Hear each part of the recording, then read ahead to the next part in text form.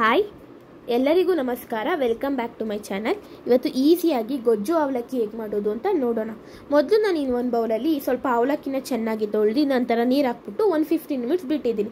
ನಂತರ ಒಂದು ಬೌಲಲ್ಲಿ ನಾನು ಒಂದು ನಿಂಬೆಹಣ್ಣು ಗಾತ್ರದಷ್ಟು ಹುಣಸೆಹಣ್ಣ ತಗೊಂಡು ಅದಕ್ಕೂ ಸ್ವಲ್ಪ ನೀರು ಹಾಕಿ ಬಿಟ್ಟಿದ್ದೀನಿ.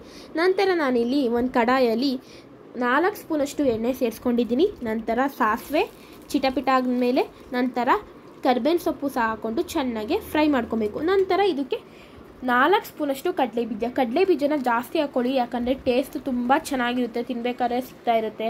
ತುಂಬ ಚೆನ್ನಾಗಿ ರೋಸ್ಟ್ ಮಾಡ್ಕೊಳ್ಳಿ. ಈ ರೀತಿ ರೋಸ್ಟ್ ಮಾಡ್ಕೊಂಡ್ಮೇಲೆ ಒಂದು 3 ಒಣಮೆಣ್ಸಿನ್ಕಾಯಿನ ಸೇರಿಸ್ಕೊಂಡಿನಿ. ಒಣಮೆಣ್ಸಿನ್ಕಾಯಿನ ಸೇರಿಸ್ಕೊಂಡು ಚೆನ್ನಾಗೆ ಫ್ರೈ ಮಾಡಬೇಕು. ಚೆನ್ನಾಗೆ ಫ್ರೈ ಮಾಡಿದ್ಮೇಲೆ ನಾನು ಇದಕ್ಕೋಸ್ಕರ ಏನು ಮಾಡಿದ್ದೀನಿ ಅಂದರೆ 2 ಸ್ಪೂನಷ್ಟು ಸಾಂಬಾರು ಪುಡಿ ಸೇರಿಸ್ಕೊತಾ ಇದ್ದೀನಿ. ಇದು ಮೇನ್ ಇಂಗ್ರೀಡಿಯೆಂಟ್ ಬಂದು ಸಾಂಬಾರು ಪುಡಿ. ತುಂಬ ಟೇಸ್ಟಿಯಾಗಿರುತ್ತೆ. ನಾವು ಪುಳಿಯೋಗರೆ ರೀತಿ ಮಾಡ್ತೀವಲ್ಲ ಅದಕ್ಕಿಂತ ತುಂಬ ಚೆನ್ನಾಗಿರುತ್ತೆ. ಸೇಮ್ ದೇವಸ್ಥಾನದಲ್ಲಿ ಪ್ರಸಾದ ನೀಡೋ ಥರ ಇರುತ್ತೆ.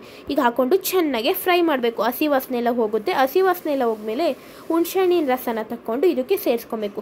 ಸೇರಿಸ್ಕೊಂಡು ಏನು ಮಾಡಬೇಕು, ಚೆನ್ನಾಗಿ ಮಿಕ್ಸ್ ಮಾಡಬೇಕು. ಮಿಕ್ಸ್ ಮಾಡಿದ ನಂತರ ಇದಕ್ಕೆ ರುಚಿಗೆ ತಕ್ಕಷ್ಟು ನೀವು ಬೆಲ್ಲನ ಸೇರಿಸ್ಕೊಬೇಕು. ನಾನು ಸ್ವಲ್ಪ ಹಾಕ್ಕೊಂಡಿದ್ದೀನಿ, ನೀವು ಜಾಸ್ತಿನೂ ಹಾಕ್ಕೋಬೋದು. ನಂತರ ರುಚಿಗೆ ತಕ್ಕಷ್ಟು ಉಪ್ಪನ್ನ ಹಾಕ್ಕೊಂಡು ಚೆನ್ನಾಗಿ ಮಿಕ್ಸ್ ಮಾಡಬೇಕು. ಅದೇನೊಂದು ಎಣ್ಣೆಲ್ಲ ಮೇಲ್ಗಡೆ ತೇಲ್ತಾ ಇರಬೇಕು. ಅವಾಗ ಚೆನ್ನಾಗಿ ಫ್ರೈ ಆಗಿದೆ. ಈ ರೀತಿ ಫ್ರೈ ಆದಮೇಲೆ ಅವಲಕ್ಕಿನ ಏನು ಮಾಡಿದ್ದೀನಿ ಅಂದರೆ ಉದ್ರುದ್ರಿಗೆ ಮಾಡ್ಕೊಂಡು ಇಟ್ಕೊಳ್ಳಿ. ನಂತರ ಅವಲಕ್ಕಿನ ಸೇರಿಸ್ಕೊತ ಚೆನ್ನಾಗಿ ಕಳಿಸ್ಬೇಕು.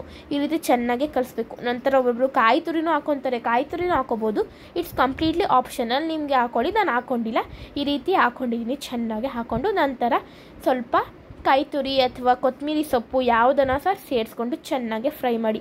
ಇವಾಗ ಒಬ್ರೊಬ್ರಿಗೆ ಅನ್ನ ತಿನ್ನೋಕ್ಕೆ ಇಷ್ಟ ಆಗಲ್ಲ ಅಂದರೆ ನೀವು ಆರಾಮಾಗಿ ಈ ರೀತಿ ಅವಲಕ್ಕಿನ ಮಾಡ್ಕೊಂಡು ತಿನ್ಬೋದು. ತುಂಬ ಟೇಸ್ಟಿಯಾಗಿರುತ್ತೆ. ಒಮ್ಮೆ ಟ್ರೈ ಮಾಡಿ ನೋಡಿ. ಈಗ ಯಾವಾಗಲೂ ನಿಂಗೆ ಬರೀ ಚಿತ್ರಾನ್ನ ಪುಳಿಯೋಗರೆ ಅಂತ ತಿಂದು ಬೋರ್ ಆದಾಗ ನೀವು ಒಂದು ಹೊಸ ರೀತಿ ಟ್ರೈ ಮಾಡೋಣ ಅನ್ನೋ ರೀತಿಯಲ್ಲಿ ಈ ರೀತಿ ಟ್ರೈ ಮಾಡಿ. ಅವಲಕ್ಕಿಲಿ ತುಂಬ ಚೆನ್ನಾಗಿರುತ್ತೆ. ಮತ್ತು ಯಾವಾಗಲೂ ಅನ್ನ ತಿಂದು ಬೋರ್ ಆಗಿದೆ, ಏನೋ ವೆರೈಟಿ ಡಿಫ್ರೆಂಟಾಗಿ ಟ್ರೈ ಮಾಡೋಣ ಅಂತ ಹೇಳಿದಾಗ ಇದನ್ನು ಟ್ರೈ ಮಾಡಿ ನೋಡಿ. ಡೆಫಿನೆಟ್ಲಿ ನಿಂಗೆ ತುಂಬ ಇಷ್ಟ ಆಗುತ್ತೆ.